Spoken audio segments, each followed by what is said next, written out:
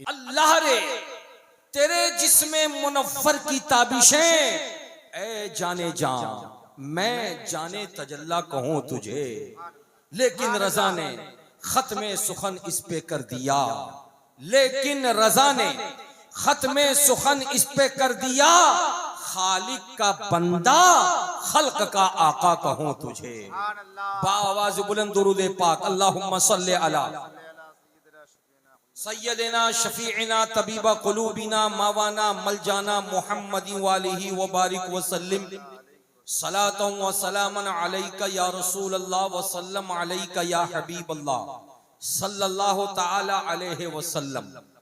मुअज़्ज़ज़ सामईन, अगर मैं आपसे सवाल करूं कि आप कौन हैं, तो आपका एक ही जवाब होगा, हम मुसलमान हैं। बोलो बाबू, यही जवाब होगा या इसके अलावा कोई जवाब होगा? बोलो भाई। मेरा सवाल यह है कि आप कौन हैं, आपका जवाब बोलो। ए बेटा बोल, हाथ नीचे कर। हाँ, क्या कौन हो? साफ साफ बोलो। टेक छोड़ो, सीधे होके बैठो। टेक छोड़ो, टेक छोड़ो। हाँ, सीधे होकर। अभी बचपन है, अभी से टेक लगाएगा। आप कौन हैं? प्यार से मुसलमान। कभी आपने गौर किया कि मुसलमान कहते किसे हैं?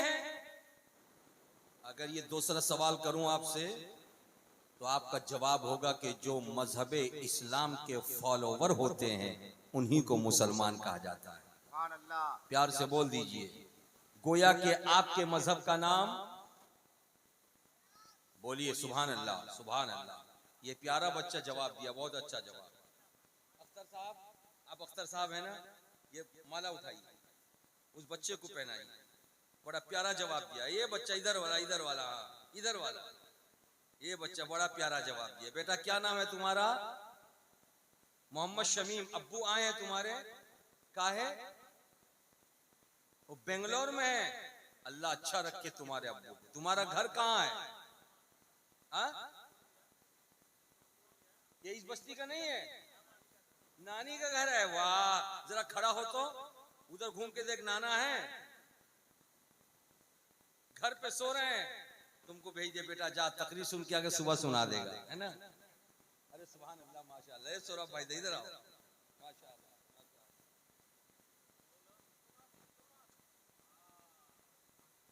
ये हमारे शायर इस्लाम हजरत सोहराब कादरी पेश कर रहे हैं 20 रुपए बच्चे के लिए इनाम। चलिए, ये बच्चा ननियाल आया है। ये बच्चा बोलो बाबू, ननियाल आया है। गोया के कमलपुरा बाड़ाडी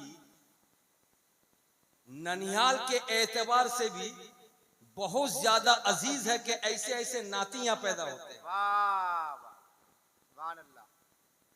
अब पोतों की बारी आएगी तो मैं टटोल लूंगा पोते कैसे कैसे होते हैं यहाँ। अभी तो नाना का सीना चौड़ा हो चुका होगा। अल्लाह करे हमारी जमात का हर बच्चा ऐसे ही हो कि इधर से सवाल हो और उधर से जवाब मिले। तो मुसलमान कहते हैं इस्लाम के फॉलोवर को,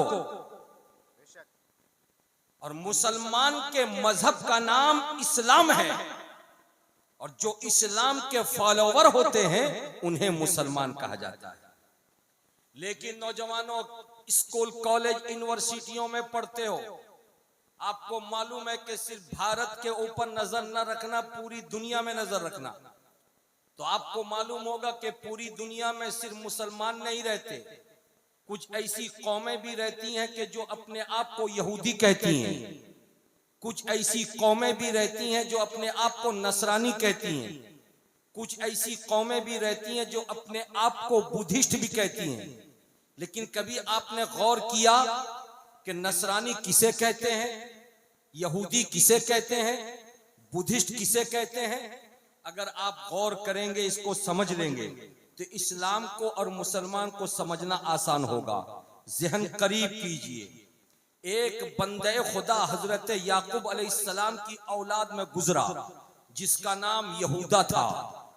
जब दुनिया के लोगों ने उस यहूदा की तरफ अपने आप को मंसूब किया, तो यहूदा की तरफ मंसूब करते हुए वो लोग अपने आप को यहूदी कहने लगे। दुनिया में एक कौम रहती है नसरानी, जो हजरत ईसा अलैहिस्सलातो व तस्लीम का कलमा पढ़ने वाली कौम है। हजरत ईसा अलैहिस्सलाम की पैदाइश जिस बस्ती में हुई थी, उस बस्ती का नाम नासेरा था। जब कुछ लोगों ने ईसा अलैहिस्सलाम को फॉलो करते हुए अपने आप को उनकी तरफ मंसूब किया, तो उनकी पैदाइश की जगह को ले लिया और नासेरा से अपने आप को वो नसरानी कहने लगे। गौतम बुद्ध इस दुनिया में एक आने वाला महापुरुष उनके हिसाब से आया था।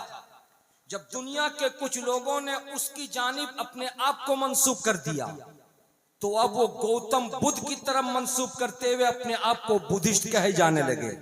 हजरात ज़हन करीब कीजिए, यहूदी एक फर्द बशर की तरफ अपने आप को मंसूब करते हैं, नसरानी ईसा अलैहिस्सलाम की पैदाइश की जगह की तरफ अपने आप को मंसूब करते हैं, बुद्धिस्ट एक मखसूस इंसान की तरफ अपने आप को मंसूब करते हुए उसके नाम को अपने नाम के साथ चिस्पा करके बुद्धिस्ट अपने आप को कहते हैं।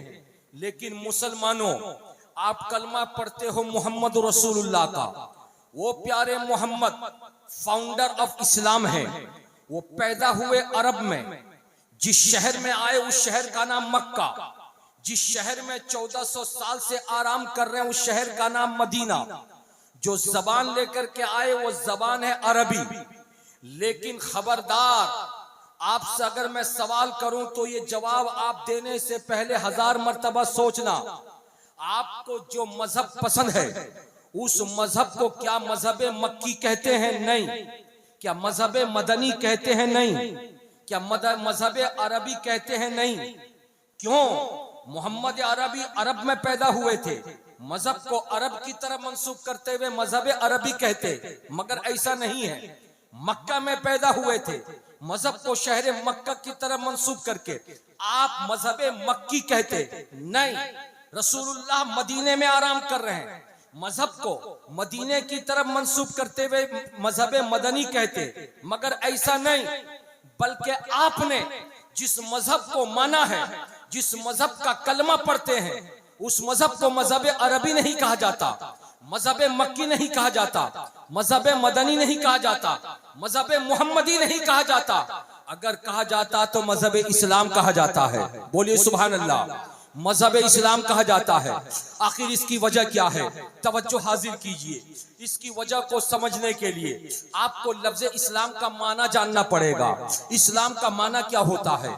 तवज्जो हाजिर कीजिए। इस्लाम का माना होता है मान लेना। इस्लाम का क्या माना होता है? प्यार से बोलिए, मान लेना। तो मजहब इस्लाम का पहला काम है मान लो। तो जो मान लेगा वो इस्लाम का पैरोकार होगा, और जो इस्लाम का पैरोकार होगा वही मुसलमान कहलाएगा। तो अब बोलिए, बारादी वालों, कमलपुरा वालों, मुजफ्फरपुर वालों, आपने माना है? क्या माना है जिसकी बुनियाद पर आपको मुसलमान कहा जाता है? तो आप कहेंगे हमने माना है कि खुदा एक है। आप कहेंगे हमने माना है कि मोहम्मद सल्लल्लाहु अलैहि वसल्लम अल्लाह के मुकद्दस नबी हैं। आपने माना है कि कुरान पाक किताबे बरहक है। आपने माना है कि मरने के बाद दोबारा जिंदा होना है। आपने माना है कि जन्नत दोज़ख बरहक है। आपने माना है कि हिसाबो किताब बरहक है। आपने माना है कि माँ बाप का अदब व एहतराम लाजिम है। आपने माना है कि पैदा करने वाला खुदा खालिक है, उसके लिए मौत नहीं है, और उसने जिसको पैदा किया है उन सबके लिए एक न एक दिन फना है। आपने माना है कि नमाज फर्ज है। आपने माना है कि रोजा हज व ज़कात फर्ज है। आपने माना है कि छोटों पर शफकत करनी है। आपने माना है कि जायज और नाजायज की तमीज करनी है। आपने माना है हलाल और हराम को देख करके जिंदगी गुजारना है। गोया के परवरदिगारे आलम ने मजहब इस्लाम दे करके मोहम्मद रसूलुल्लाह को आज से 1400 साल पहले जब मक्के की वादी में भेजा था, तो मोहम्मद रसूलुल्लाह सल्लल्लाहु अलैहि वसल्लम ने मक्के की वादी में 1400 साल पहले जो इरशाद फरमा दिए थे, आज तक 1400 साल का जमाना गुजर गया, जिसने नबी की बातों को सुन करके नहीं माना, वो इस्लाम को छोड़ करके किसी भी मजहब वाला हो सकता है, लेकिन आप अपनी किस्मत पर नाज करो। आपके दादा परदादा ने माना, आपके खानदान के लोगों ने माना, आपके घर वालों ने माना, तो आपने भी मान लिया। और इंशाअल्लाह ताला कयामत तक आपकी जो नस्लें आएंगी वो मानेंगी, और जो मान लेता है वही मुसलमान हो जाता है, और जो मान नहीं लेता है वो इस्लाम से खारिज दूसरी कौम हो जाए। हजरात, इतनी बातें अगर आपने समझ लिया है कि मुसलमान कहते हैं मानने वाले को, किसको कहते हैं मुसलमान? प्यार से बोलिए, मुसलमान कहते हैं मानने वाले को।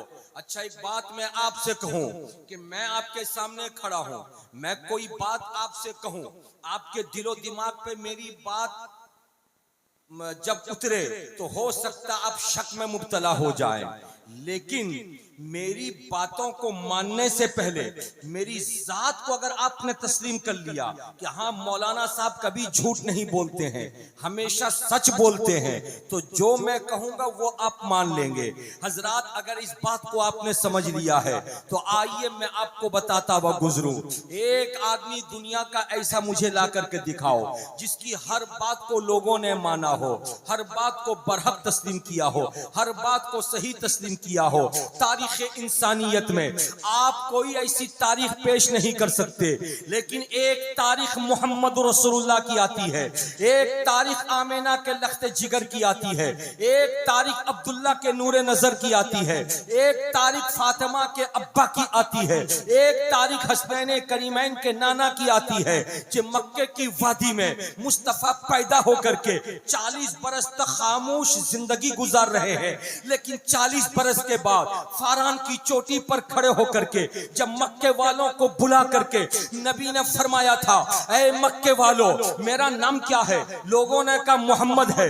ये बताओ मुझको, तुमने 40 साल तक देखा, मेरी सुबह भी देखी, शाम भी देखी, मेरा दिन भी देखा, रात भी देखा, बताओ मुझको तुमने कैसा पाया? तो मक्के के लोग बोल रहे थे, मोहम्मद अरबी आप जैसा सच्चा हमने किसी को नहीं देखा, आप जैसा अच्छा हमने किसी को नहीं देखा, आप जैसा निराला हमने आपको किसी को नहीं देखा, आप जो बोलते हैं सच बोलते हैं, आप जो बोलते हैं हक बोलते हैं। तो मोहम्मद अरबी की जबान खुली, इरशाद फरमाया नबी ने कि मक्के वालों अगर मैं सच्चा हूं, अगर मैं हक वाला हूं, तो मेरी बातों को सुन लो, बुतों को पूजना बंद करो, सूरज को पूजना बंद करो, माबूदाने बातिला को छोड़ो, एक अल्लाह की इबादत करो, उसी के सामने सर झुकाओ, मुझ मोहम्मद अरबी को नबी मानो, रसूल मानो। मुस्तफा कह रहे थे, अबू जहल इनकार कर रहा था, मुस्तफा कह रहे थे, उतबा इनकार कर रहा था, मुस्तफा कह रहे थे, शीबा इनकार कर रहा था, मुस्तफा कह रहे थे,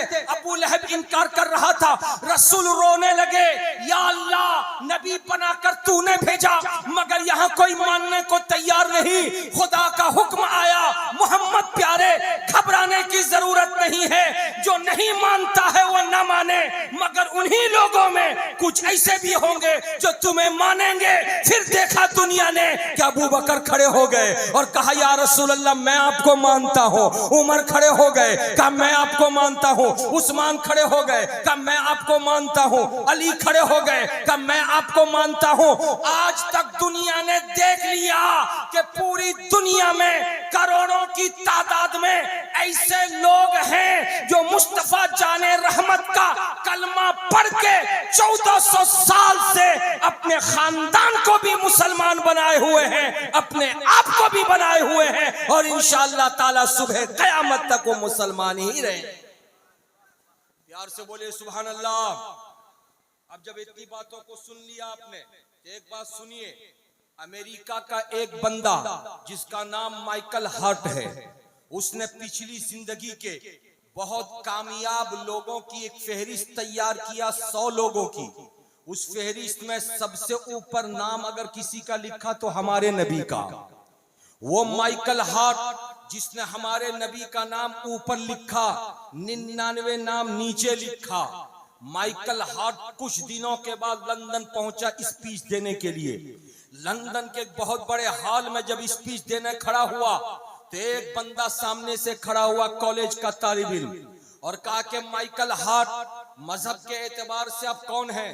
कहा मैं यहूदी हूं। तो जवाब दिया कि यहूदी उस कौम को कहते हैं जो मूसा अलैहिस्सलाम का कलमा पढ़ती है, ला इलाहा इल्लल्लाह मूसा कलीमुल्लाह। लेकिन आप मूसा का कलमा पढ़ने वाले कैसे हैं कि कलमा पढ़े हजरत मूसा का और जब फहरिस्त तैयार करें कामयाब लोगों की तो उसमें मुसलमानों के नबी का नाम ऊपर रखे? ये कहां का इंसाफ है? इंसाफ तो ये होना चाहिए था कि आप मूसा का कलमा पढ़ते तो मूसा का नाम ऊपर रहना चाहिए। माइकल हार्ट ने जो जवाब दिया था उस जवाब को तवज्जो के साथ सुनिए। पढ़ने वाले लड़कों सुनो, स्कूल कॉलेज यूनिवर्सिटी जाने वालों सुनो, भाइयों आप लोग भी सुनो। माइकल हार्ट ने जवाब दिया था कि देखो, जब आदमी झूठ बोलता है तो झूठ की मियाद कितनी होती है? कोई झूठ 2 साल तक चलता है, कोई झूठ 5 साल तक चलता है, कोई झूठ 10 साल तक चलता है। झूठ का पर्दा फाश हो जाता है, फिर झूठ मुंह के बल गिरता है, सच्चाई का बोलबाला होता है। लेकिन नहीं देखा होगा आपने कि कोई झूठ 200 साल तक चले, कोई झूठ 500 साल तक चले, कोई झूठ 1000 साल तक चले, कोई झूठ 1200 साल तक चले।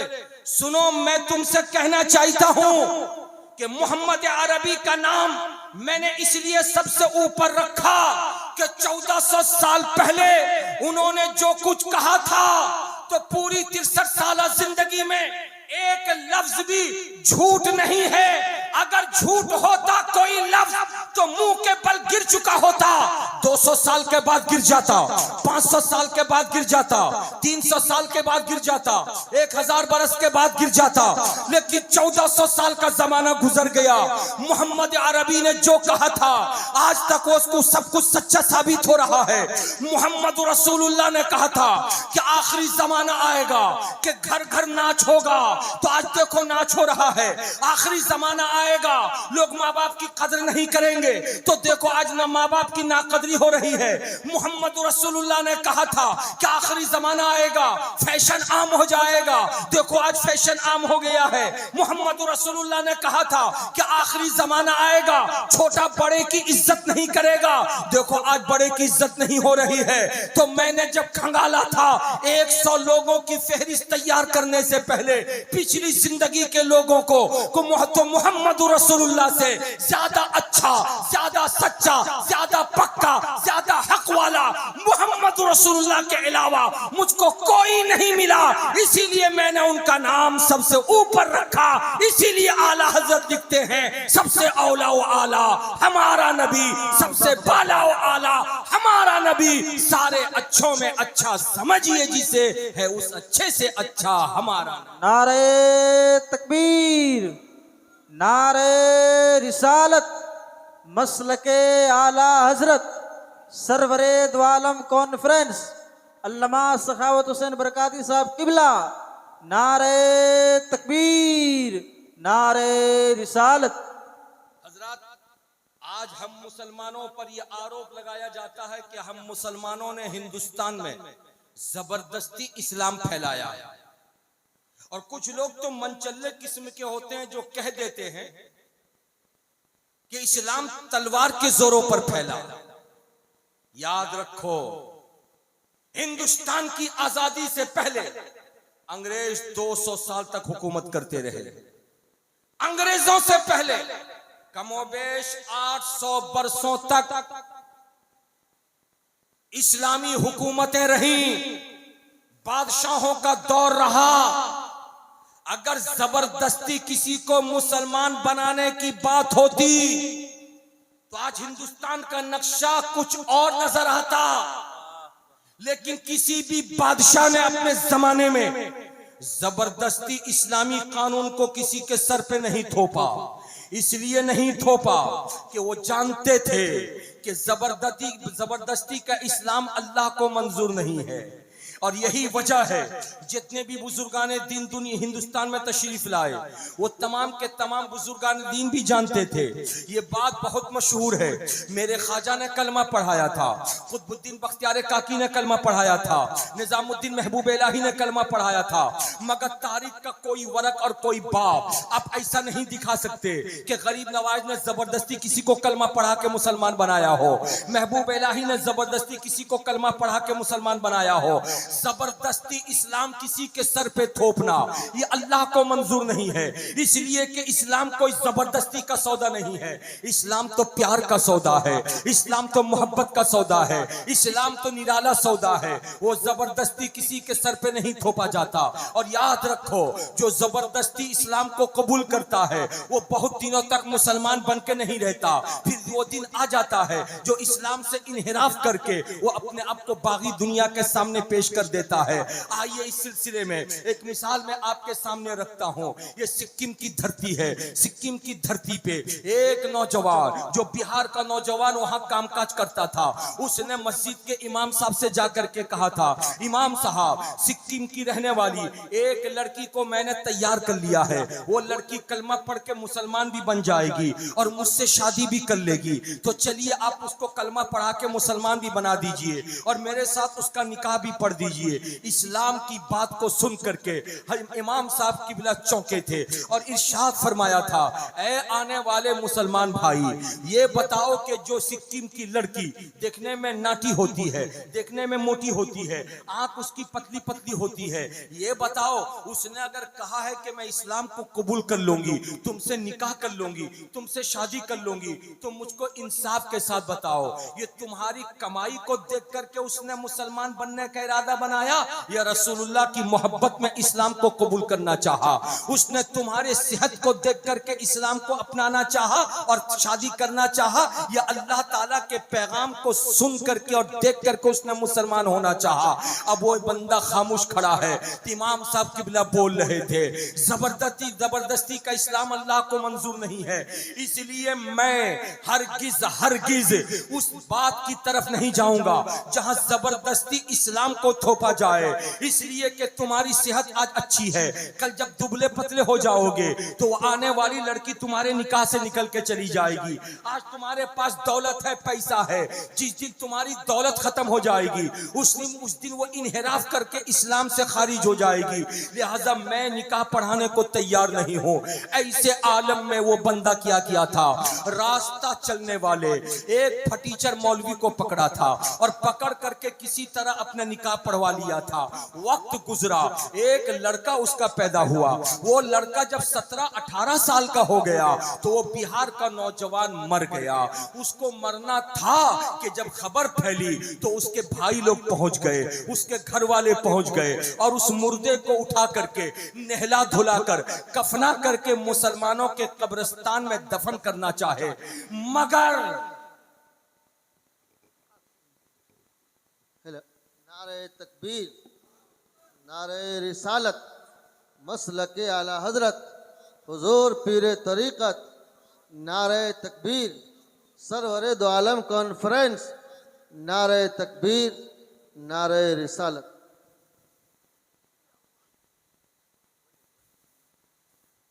हजरात अब आप तशरीफ रखिए। शिद्दत से आप हजरात को हुजूर पीर साहब किबला पीर तरीक़त रहबर राह शरीयत हजरत अल्लामा मौलाना ज़ियाउल मुज्तबा कादरी कामिल हुसैनी शरीफ मुजफ्फरपुर, हजरत का इंतजार था। हजरत बनफ्से नफीस तशरीफ ले आए। आप हजरात बैठे, मैं थोड़ी देर का मेहमान हूँ, उसके बाद मैं गुफ्तगू समेटूंगा। जरा प्यार से बोल दीजिए सुभान अल्लाह। हजरत का दीदार कीजिए, जियारत कीजिए और मेरी थोड़ी देर की तकरीर आप समाअत कीजिए। इंशाअल्लाह ताला मालूमात में इजाफा होगा, फिर हजरत का नायाब खिताब होगा। हजरत से दुआ लेकर इंशाअल्लाह हम सब लोग अपने अपने घरों को जाएंगे। प्यार से बोल दीजिए सुभान अल्लाह। तो मैं ये कह रहा था कि उसके घर वाले पहुंचे और पहुंच करके कहने लगे कि हम इसको इस्लामी तरीके पर गुस्ल देंगे, इस्लामी तरीके पे कफनाएंगे, इस्लामी तरीके से मुसलमानों के कब्रिस्तान में दफनाएंगे। मगर वो औरत खड़ी हो गई और कहने लगी, हरगिज हरगिज मैं अपने शौहर को तुम्हारे हवाले नहीं होने दूंगी, मैं अपने शौहर को नहीं छोड़ूंगी। तो तुम करोगी क्या? कि इसको मैं अपने रस्मो रिवाज के मुताबिक लेकर के जलाऊंगी और जला करके मैं शमशान घाट ले जाऊंगी। लोग कहते रहे, दुहाई देते रहे कि अरे ये तो मुसलमान है, आखिर जब मुसलमान है तो इसका ठिकाना कब्रिस्तान होना चाहिए, इसको इस्लामी तरीके से गुस्ल देना चाहिए, इसको इस्लामी तरीके से कफनाना चाहिए। लेकिन आपको हैरत होगी सुन करके, लोगों के सवाल का जवाब जिस तरीके से उस औरत ने दिया था वो काबिले तवज्जो है। हजरात, वो औरत खड़ी हो गई, नेपाली औरत थी, वो औरत खड़ी हो गई और खड़ी होके कहती है कि क्या समझते हो अपने भाई के बारे में कि वो मुसलमान था, लेकिन मैं तो उसको मुसलमान नहीं समझती। कहा क्यों? कहा मैं जानती हूं अगर वो मुसलमान होता तो शराब नहीं पीता, अगर वो मुसलमान होता तो जुआ नहीं खेलता, अगर वो मुसलमान होता तो गैर मर्दों के साथ मैं बिस्तर पे रहती तो उसको एतराज होता, अगर वो मुसलमान होता तो गैर मर्दों के साथ सोने को मुझे इजाजत नहीं देता, अगर वो मुसलमान होता तो सट्टा नहीं खेलता, अगर वो मुसलमान होता एक वक्त की नमाज नहीं छोड़ता। एक वक्त की नमाज तो एक वक्त की नमाज है, वो जुमे तक की नमाज नहीं पढ़ा करता था, वो पाकीज़गी जिंदगी नहीं इख्तियार करता था, वो तहारत नहीं लिया करता था। इस तरीके से उसने जब बातें करना शुरू किया तो लोगों के कान खड़े हो गए। उसके भाइयों ने पुलिस की मुदाखलत करना चाहिए, पुलिस वाले आ गए, लेकिन बीवी एक तरफ बोल रही है, दूसरी तरफ उसके भाई बोल रहे हैं। 18 साल का बेटा था। पुलिस वालों ने फैसला किया कि जो उसका बेटा कहेगा उसी पर अमल होगा। जब बेटे को खड़ा किया गया था तो बेटे ने बरजस्ता कहा था, मेरी अम्मी जो कहती है उसी पर अमल किया जाए। और अम्मी यही कह रही थी कि मैं अपने शौहर को तुम्हारे हवाले नहीं करूंगी, मैं इसको लेके कफनाने नहीं दूंगी, मैं इसको लेके जलाऊंगी, शमशान घाट पहुंचाऊंगी। हजरात, बात हो गई खत्म, जीत उसी की हो जाती है। उसके भाई और उसके खानदान के लोग हाथ मलते वापस चले आते हैं। आखिर वजह क्या है? वजह यह है कि जबरदस्ती उसने एक नेपाली औरत के सर पे इस्लाम को मुसल्लत कर दिया था। उसने दिल से इस्लाम को कबूल नहीं किया था। यही वजह है कि अपने शौहर के बारे में वो कहने लगी थी, मेरा शौहर मुसलमान नहीं। जब तक वो ताकतवर था तो उसकी ताकत से फायदा लेती रही, जब तक वो दौलतमंद था उसके रुपए पैसे से फायदा लेती रही, जब तक वो हसीन था उसका हुस्न जब तक बरकरार था तब तक उसको अपना शौहर मानती रही। हुस्न जायल हुआ, अपने पुराने धर्म में आ गई, ताकत खत्म हुई, अपने पुराने धर्म में आ गई। लेकिन मुसलमानों, मैं तुम्हारी अजमतों को सलाम करता हूँ। तुम अमीर हो तब भी मुसलमान हो, गरीब हो तब भी मुसलमान हो, इसलिए कि इस्लाम अमीरी गरीबी देख करके नहीं आता है। इस्लाम तो खुदा का पसंदीदा मजहब है। खुदा जिस बंदे को पसंद फरमाता है उसी बंदे को उठा करके अपने महबूब की झोली में डाल देता है, और जो महबूब का कलमा पढ़ लेता है वही नबी का गुलाम बन जाता है, वही मुसलमान बन जाता है। हजराते मुकर्रम, कहना मैं आपको ये चाहता हूं, इस्लाम जबरदस्ती अपना कानून किसी के सर पे, बोलिए भाई, थोपता नहीं है, मुसल्लत नहीं करता है। लेकिन याद रखो, इस्लाम, रसूलुल्लाह सल्लल्लाहु अलैहि वसल्लम ने इस्लाम का पैगाम दिया। कुरान हक है, नमाज हक है, खुदा एक है, खुदा माबूद है। ये सारी बातें बताने से पहले नबी ने क्या फरमाया? मक्के वालों, मुझको पहचानते हो? मक्के वालों, मुझको पहचानते हो? मैं कौन हूं, मैं क्या हूं, मैं कैसा हूं? रसूलुल्लाह ने खुदा का पैगाम पहुंचाने से पहले अपने आप को मनवाया, मुझे पहचानो, मुझे जानो, मेरी शान को समझो, मेरी अजमत को समझो।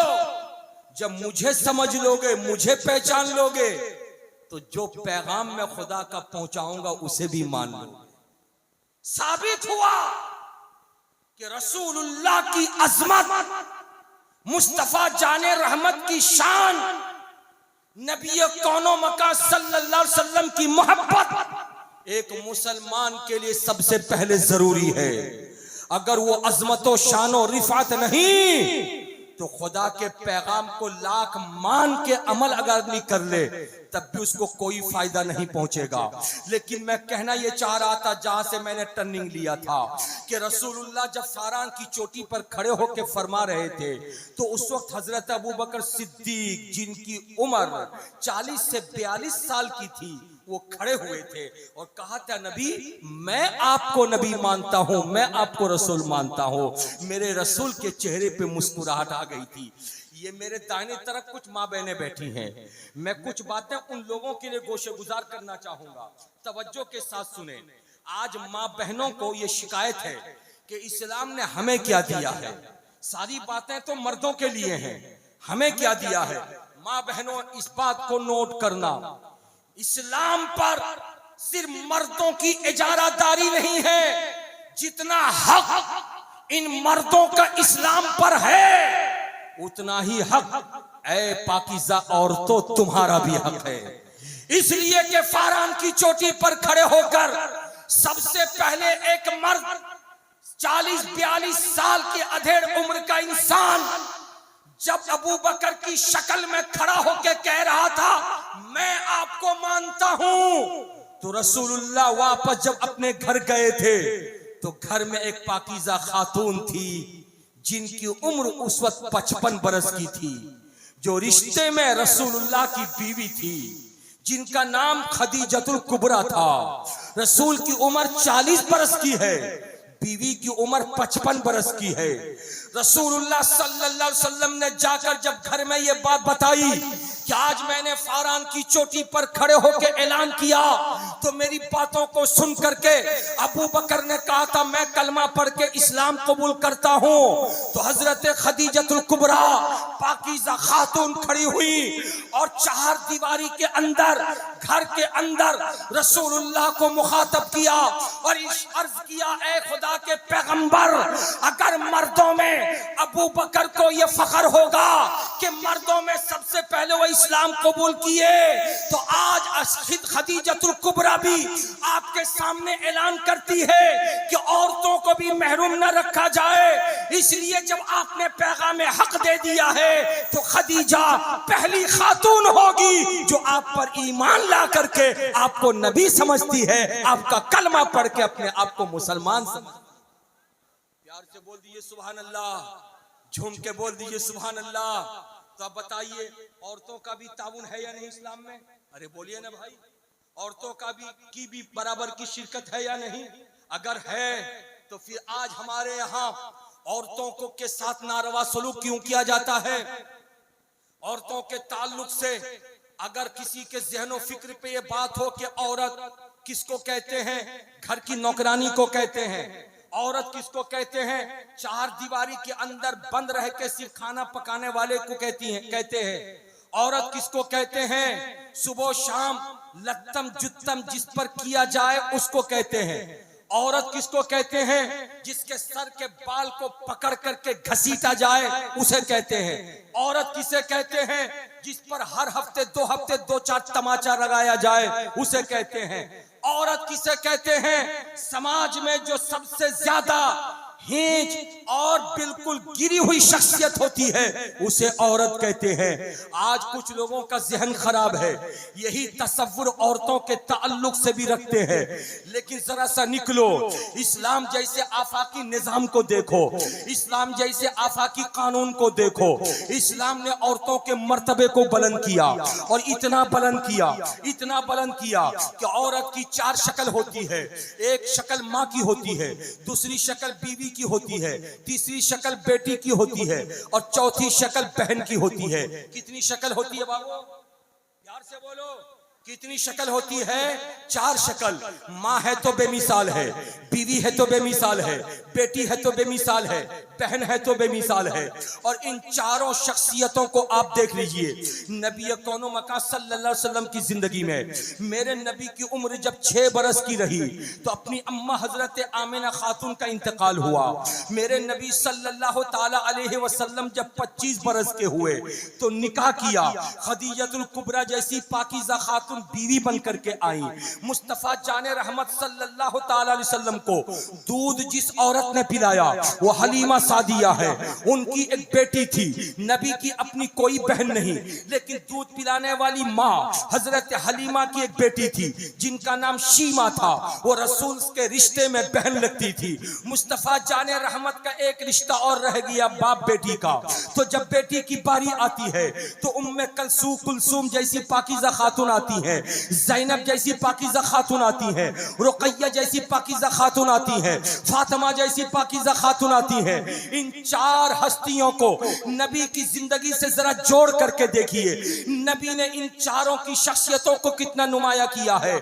शीमा बहन है, शीमा बहन को इतनी इज्जत दिया, इतनी इज्जत दिया कि एक जंग के मौके पर जब उनके शौहर गिरफ्तार कर लिए गए और जब काफिरों ने चंदा किया था कि गिरफ्तार शुदगान को रिहाई मिल जाए, चंदा इकट्ठा करके फिदिया दिया जाए, हजरत शीमा के पास जब आए थे तो शीमा ने कहा था मैं खुद चलूंगी और मुसलमानों के पास जा करके मैं गिरफ्तार शुदगान को छुड़वा करके लाऊंगी।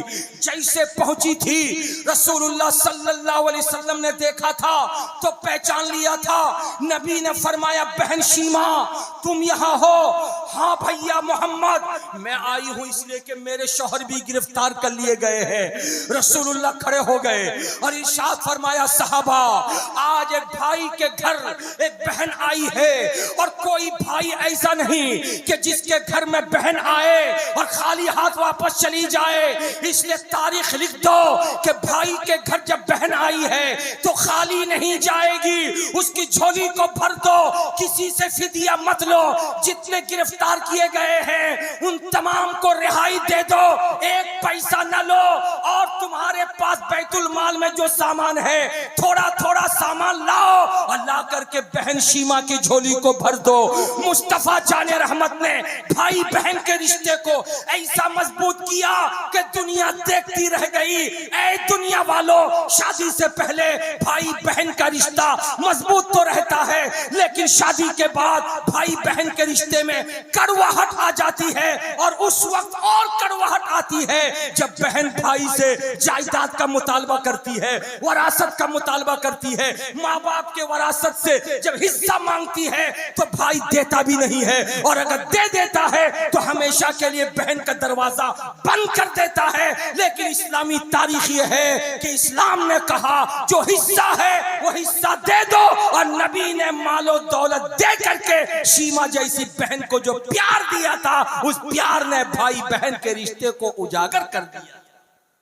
प्यार से बोलो सुभान अल्लाह, झूम के बोलो माशा अल्लाह। और अगर बीवी है तो मिसाल नहीं है। आज बहुत सारी औरतें जो शादी के बाद अपने मैके में बैठी हुई हैं, मामला क्या है? ससुराल में झगड़ा है।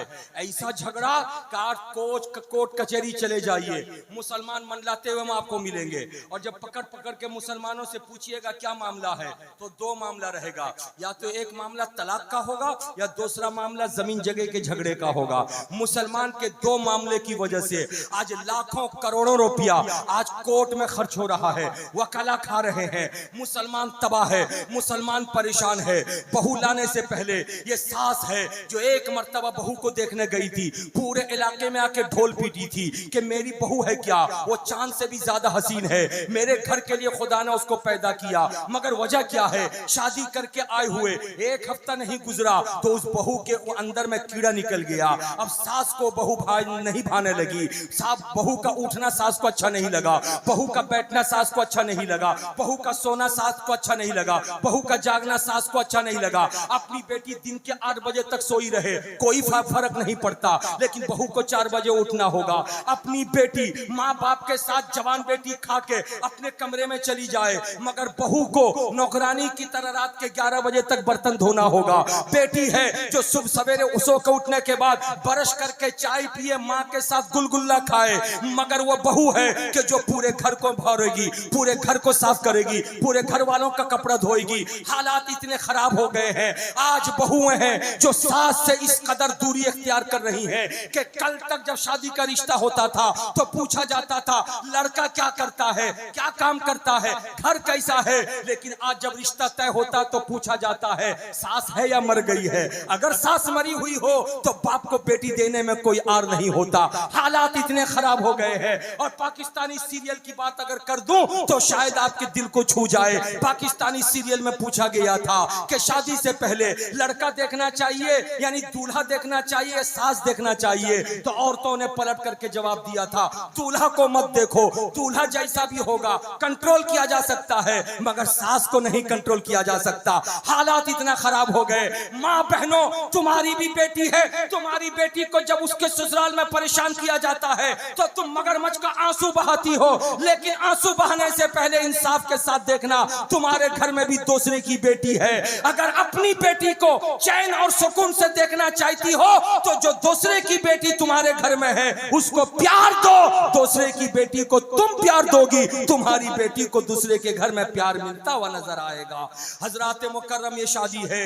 अगर शादी के बाद आपका बेटा बीवी से प्यार करता है तो आपको खुश होना चाहिए, इसलिए कि रसूलुल्लाह सल्लल्लाहु ताला अलैहि वसल्लम है, हजरत आयशा सिद्दीका, हजरत मैमूना, हजरत उम्मे सलमा, हजरत खदीजतुल कुबरा, इस तरीके से नबी की जो बीवियां हैं नबी ने उनसे मोहब्बत किया, इतनी मोहब्बत किया, इतनी मोहब्बत किया कि हजरत आयशा से कहते हैं रसूलुल्लाह, ऐ आयशा मुझे पानी पिलाओ। हजरत आयशा उस वक्त पानी पी रही थी, मिट्टी का बर्तन था, जैसे आपने अपने मुंह में लगाया था रसूलुल्लाह ने कहा मुझे पानी पिलाओ।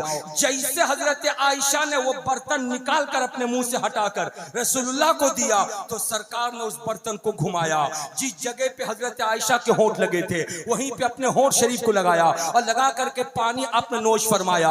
आयशा पूछती है या रसूल अल्लाह, बर्तन घुमा के क्या देख रहे हैं? आका फरमाते हैं आयशा तुम्हारे होंठ जिस जगह पे लगे थे मैं उसी जगह को तलाश कर रहा हूं, इसलिए कि वहां पे तुम्हारा लुआब लगा है। मैं जब उसी जगह पे होंठ लगाकर पीऊंगा तो लुआब मिलेगा तो मोहब्बत में इजाफा होगा, प्यार में इजाफा होगा। शादी करके बीवी को प्यार देना मुस्तफा जाने रहमत की सुन्नत है। अब रहा मामला बेटी का तो मुस्तफा ने बेटियों से प्यार किया। हजरत फातिमा ज़हरा से कितना प्यार किया। नबी जब घर तशरीफ लाते तो फातिमा खड़ी हो जाती, आका सलाम करने के बाद फातिमा की पेशानी को चूमते। रहा मामला माँ का तो आज बहुत सारे लोग जो पैसा कमाने के बाद बूढ़े माँ बाप को नहीं देखते हैं, बूढ़े माँ बाप को तंग करते हैं, बूढ़े माँ बाप को परेशान करते हैं, बूढ़े माँ बाप को खाना नहीं देते। बीवी के पसंद का कपड़ा आएगा, बच्चों के पसंद का कपड़ा आएगा, मगर बूढ़े माँ बाप के लिए मामूली कपड़ा आएगा। बूढ़े माँ बाप के साथ नारवा सलूक होता है। कुरान में खुदा ने फरमाया था वो बिल वालिदैन एहसाना, अपने वालिदैन पर एहसान करो, अपने माँ बाप पर एहसान करो।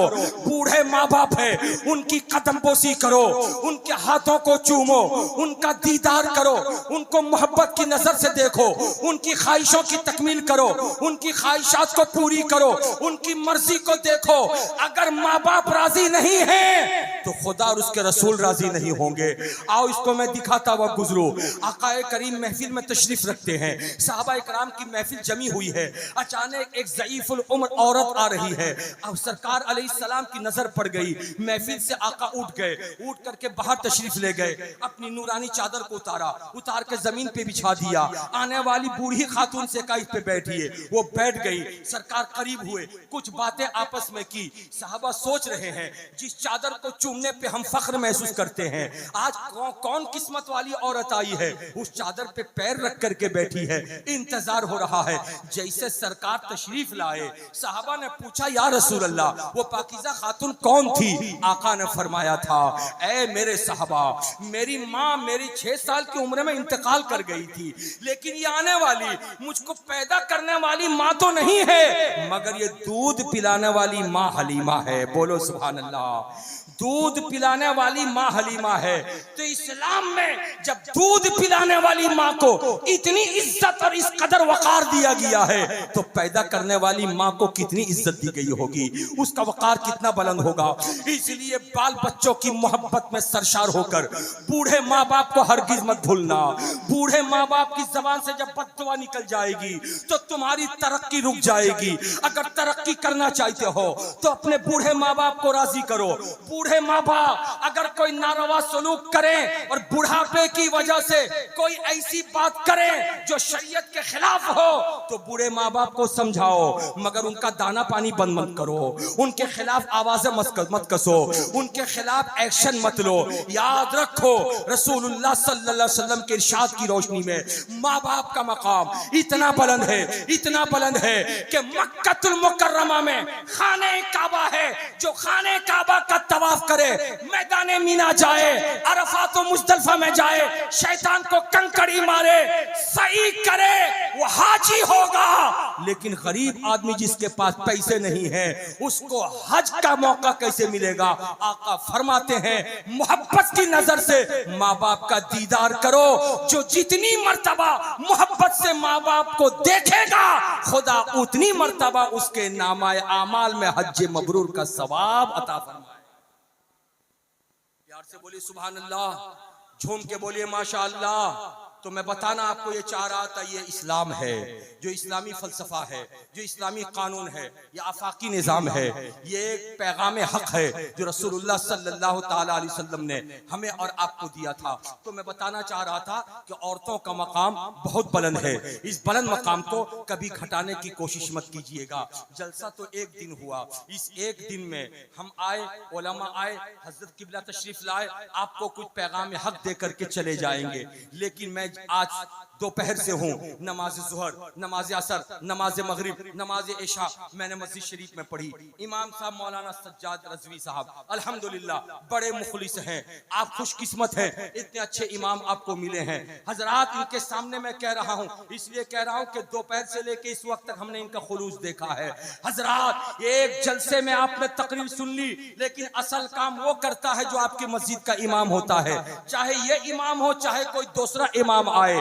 इसलिए मजहबी लोग जो होते हैं उनकी इज्जत किया कीजिए, जो मजहबी रहनुमा होते हैं उनकी इज्जत किया कीजिए, उनके वकार का लिहाज कीजिए, उनके मकाम व मनसब को पहचानिए।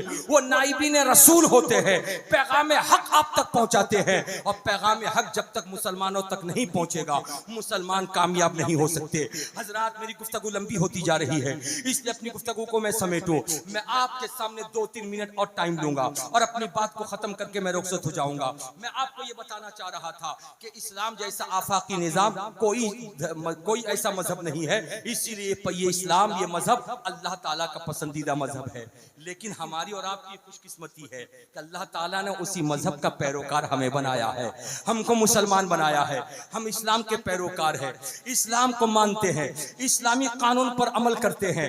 इसलिए जरूरत इस बात की है कि हर चीज को छुपा देना, मगर अपने इस्लाम को कभी मत छुपाना। इस्लाम को कभी मत छुपाना।